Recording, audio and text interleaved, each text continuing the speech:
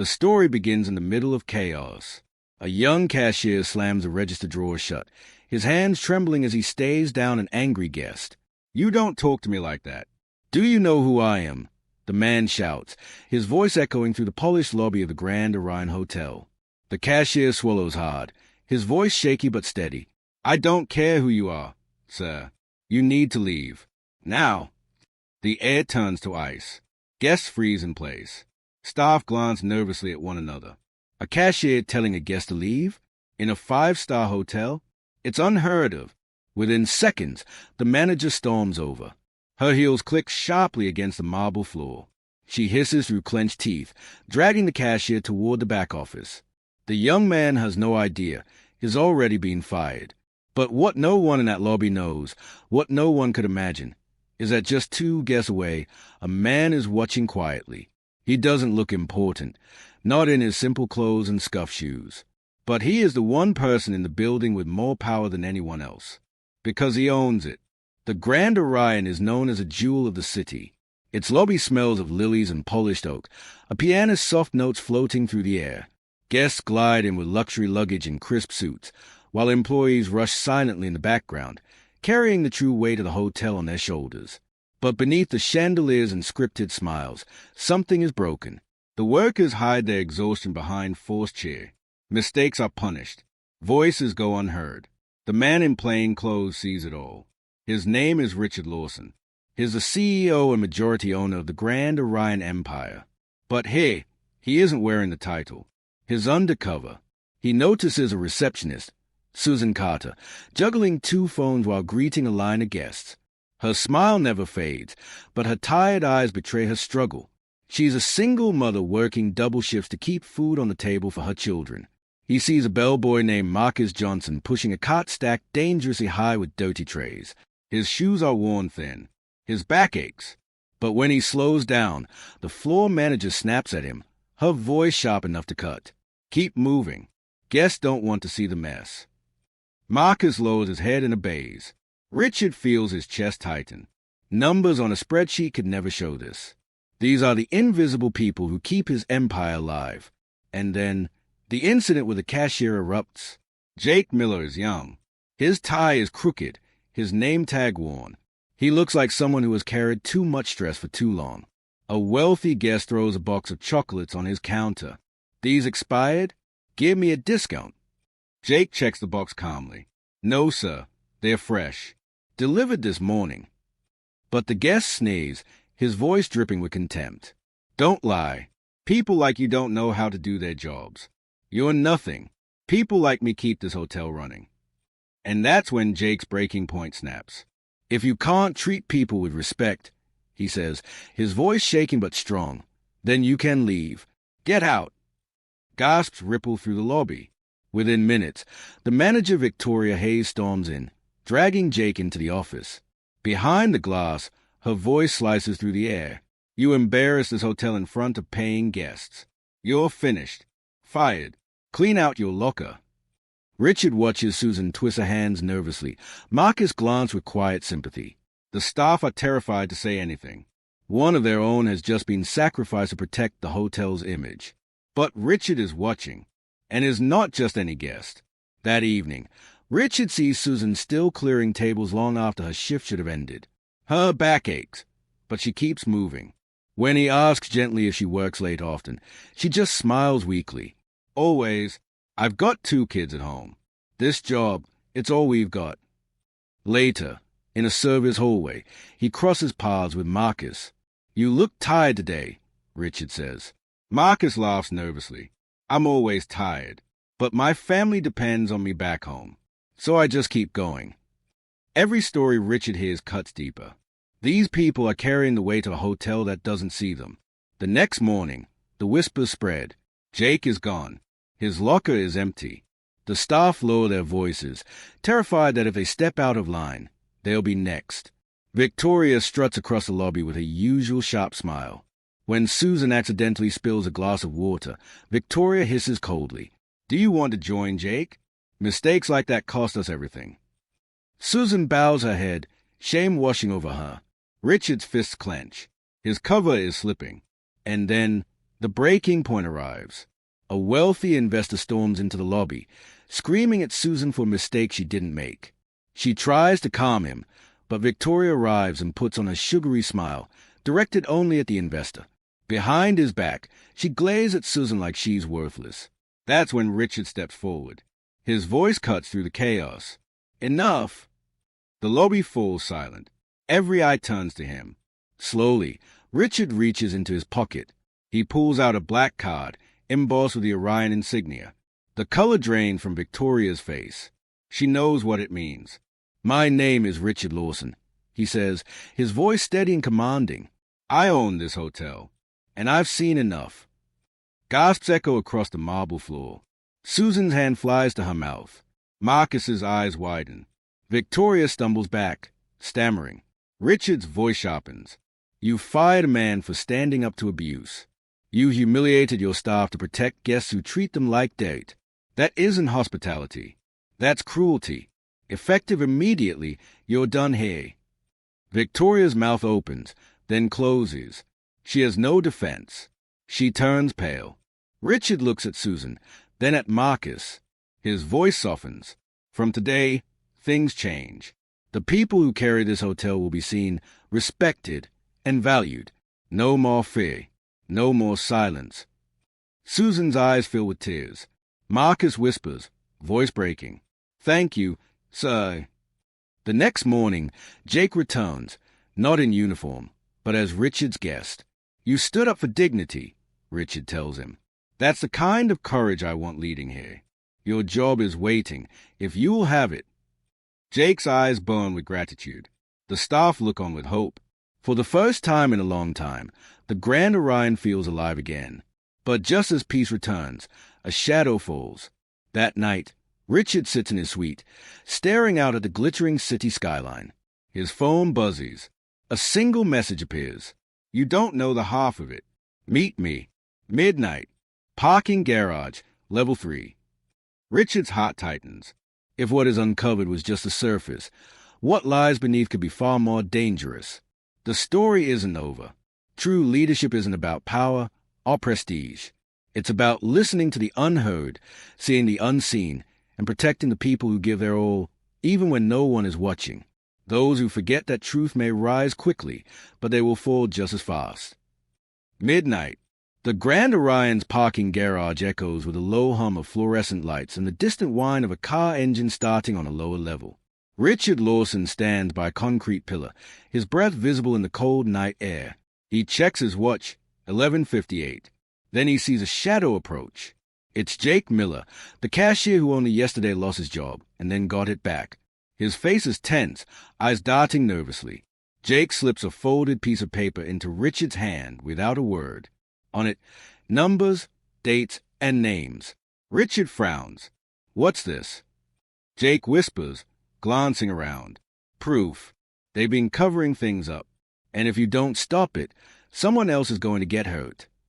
Before Richard can respond, Jake hurries away into the night, leaving the echo of his footsteps bouncing through the garage.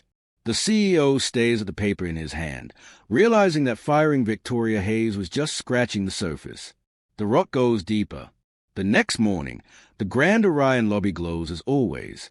Guests sip cappuccinos, chandeliers sparkle, the pianist plays soft notes of jazz.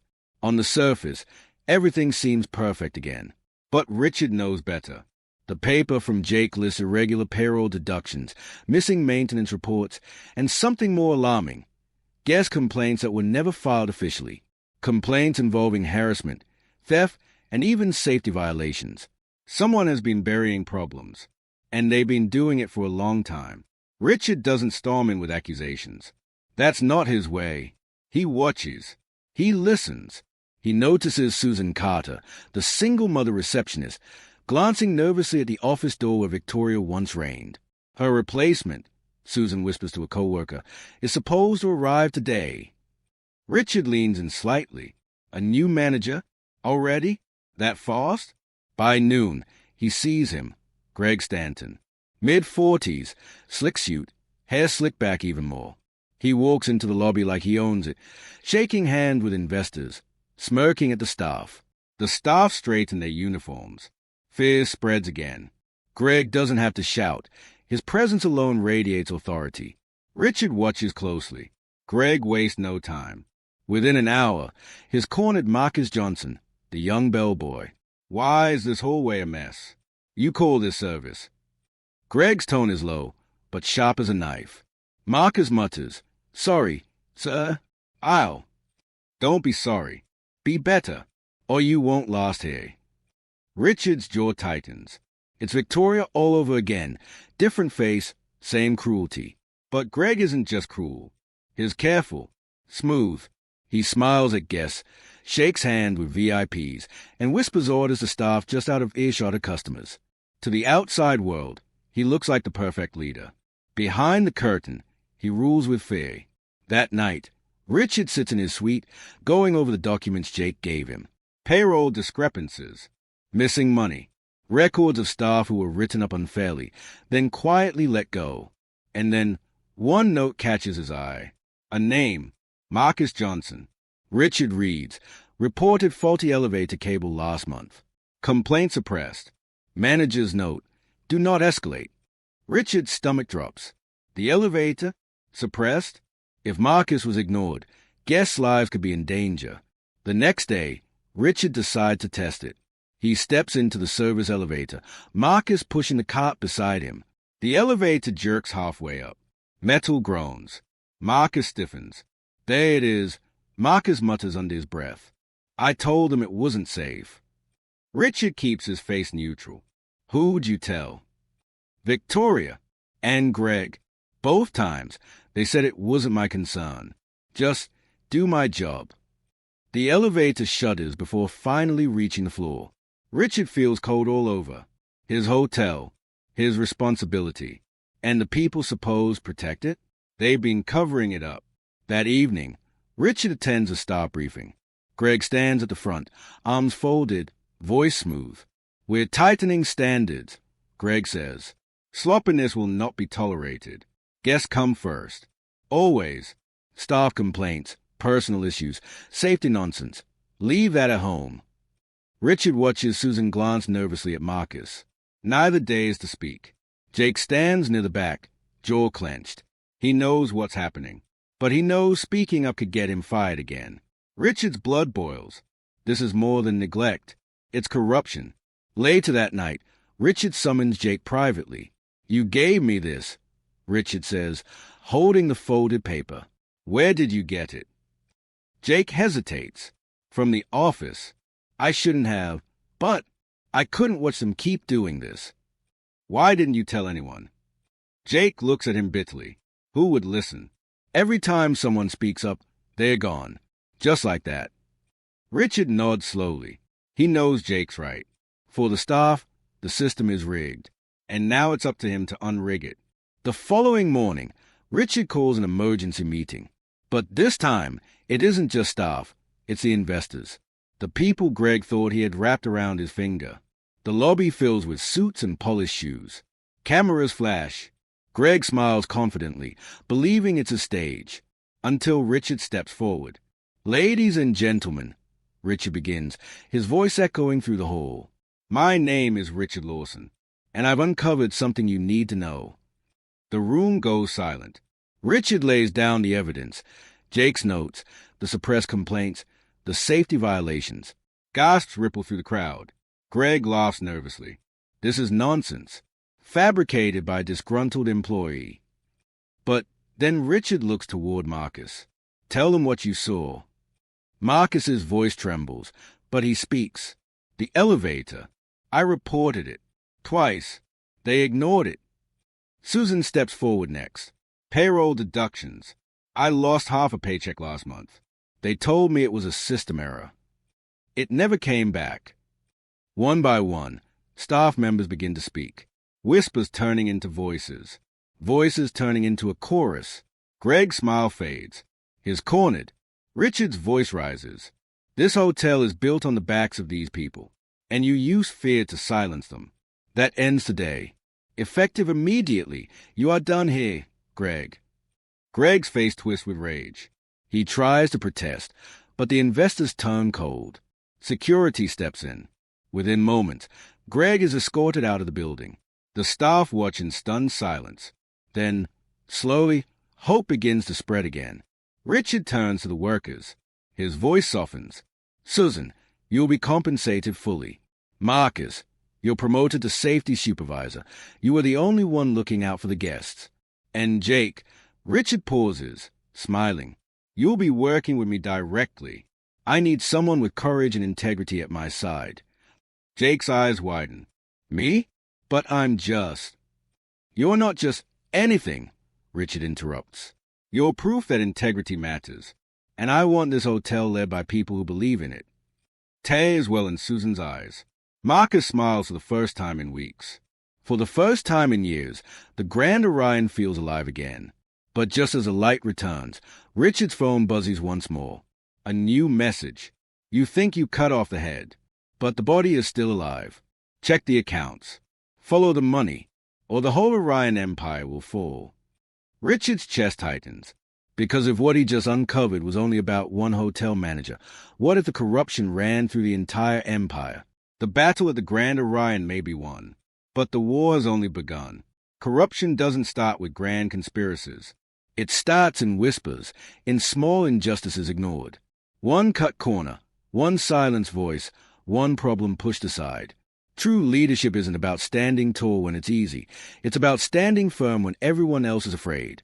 Because the moment you stop listening is the moment everything begins to crumble. The message on Richard Lawson's phone glows like a warning flare in the dark. You think you cut off the head, but the body is still alive. Check the accounts. Follow the money, or the whole Orion Empire will fall. He sets the phone down, staring out at the city skyline beyond his suite window. Below, the hotel lobby bustles with life as though nothing had happened. Guests sip champagne, employees hurry to serve, the pianist plays on. But Richard knows. Something is wrong. Something far bigger than Greg Stanton's cruelty. And it's still here, inside these walls. The next morning, Richard walks through the staff corridor. Workers glance at him with timid smiles, hopeful but cautious. They've seen managers come and go.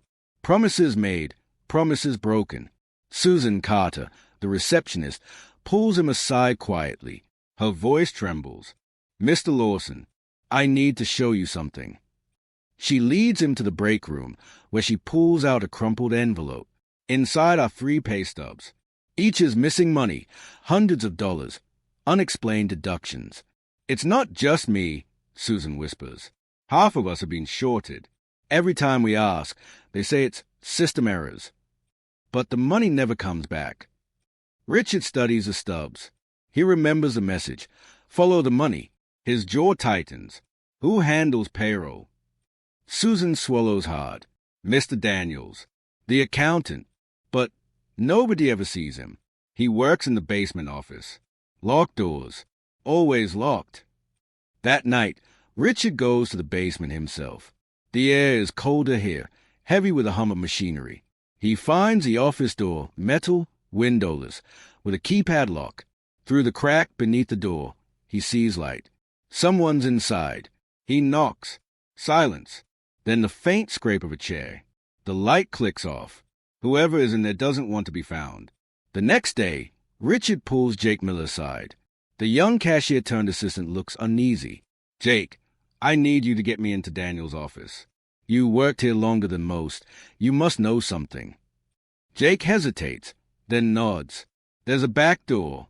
Maintenance hallway. Not many people know about it. But, Mr. Lawson, if we get caught... Richard cuts him off. Then we'll deal with it. Together. That evening, the two slip into the maintenance hallway.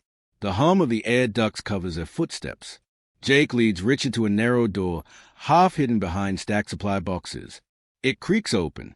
Inside, the basement office is a different world. No polished oak or lilies here. Just stacks of papers, blinking computer screens, and the stale smell of cigarettes. Richard picks up a folder. It's filled with payroll records, altered, numbers crossed out and rewritten, money rerouted into vague maintenance accounts. Jake pulls another file. Guest complaints. Stamped closed, though many were never resolved. And then Richard finds something worse. A maintenance log on the elevators. The cable repairs Marcus had reported? Mark deferred. No explanation. Deferred. Richard feels sick. If the cable snapped, people could die. Suddenly, footsteps echo in the hall. The office door rattles. Who's in there? A voice box. Jake's eyes widen. It's Daniels. Richard motions him to stay quiet. They duck behind a filing cabinet as the door swings open. A man steps inside. Thin, balding, glasses perched low on his nose. He mutters angrily, shuffling through papers. Then he freezes. He sees the open folders. Daniel's face drains a color. He slams a drawer shut, grabs the files, and storms out. Richard and Jake remain hidden until the footsteps fade. Richard exhales. He knows someone's onto him now. The following morning, Richard convenes an emergency safety inspection. He orders the elevators shut down until full maintenance is complete. Guests complain. Investors grumble. But Richard refuses to budge. When the inspector arrives, his findings confirm Marcus's warnings. The cables are dangerously worn. 1 more month, maybe less, and an accident was inevitable. Richard gathers the staff. He looks at Marcus. You save lives. Don't ever let anyone silence you again. Marcus smiles faintly, pride shining through his exhaustion. For the first time, he feels seen. But Richard knows this is just one fire put out. The bigger blaze is still burning. That night, Richard receives another message. Good move shutting down the elevators. But you still don't see it. The real theft isn't in payroll. It's in the guests. Look at the bookings. Ask yourself why entire floors are under renovation. Richard frowns. He knows for a fact those floors aren't under renovation. He walked past them himself. Empty hallways. Locked doors. But why? The next morning, Richard checks the booking system. Entire floors marked unavailable, renovation. And yet, payments are being processed. Nightly charges. Thousands of dollars. Ghost bookings. The money is going somewhere, but not into the hotel's accounts. Richard's chest tightens. This isn't sloppy bookkeeping. This is fraud. He calls Susan, Marcus, and Jake into a quiet meeting. There's a scheme running under our noses, Richard tells them. Entire floors marked as renovations, but still bringing in revenue. Money's disappearing. I need your help to expose it. Susan's eyes widen. But if Daniels finds out... He already suspects, Richard interrupts, which means we're running out of time. Jake nods. So what do we do? Richard leans in. We follow the trail. Every ghost booking, every false charge. We find out where it leads. For the next week, the 4 of them work in secret. Susan sneaks into the front desk system after hours, printing records. Marcus checks the renovation floors, always empty, always locked. Jake monitors guest complaints that seem to vanish without trace. And Richard, he pieces it together. Slowly, a picture emerges. The bookings aren't random. They funnel money into shell accounts. Accounts tied not just to Daniels, but to names Richard recognizes. Executives, investors, people who should have been protecting the hotel. Instead, they've been bleeding it dry. The realization hits Richard like a stone. This isn't just corruption in the staff ranks. It's at the top. His empire's own leadership, stealing from within. And if he exposes it, he won't just be saving the hotel. He'll be making enemies, powerful ones. One night, after the lobby empties, Richard walks the renovation floor himself. The hallway is silent, the air heavy with dust. Doors are chained shut. But as he passes one room, he hears something. A faint hum. He leans closer. Behind the door, servers. Computers. Running quietly in the dark. He forces the door open. Inside, the room is packed with machines, wires tangled like vines. Screens display lines of code, financial transfers, encrypted data. This isn't renovation. It's a front, a hidden nerve center running the ghost booking scheme. And suddenly, Richard isn't sure how deep this goes. A sound behind him makes him turn. Someone's in the doorway. Daniels. His glasses glint in the dim light. His voice is cold. You should have stayed out of this, Lawson. You don't understand what you stepped into. Richard narrows his eyes. Then explain it to me. Daniel shakes his head slowly. No, because if you knew the truth, you wouldn't just be fighting for this hotel. You'd be fighting for your life. Before Richard can respond, Daniel slips away into the shadows, leaving Richard alone with the humming servers and a question burning in his mind. What truth is so dangerous it could cost him his life? Evil doesn't always shout. Sometimes it hides in silence, in locked doors, in the glow of screens. Sometimes it isn't about one cruel manager or one stolen paycheck. Sometimes it's an entire system built to bleed people dry. And when you choose to fight that system, you discover just how far some will go to protect it.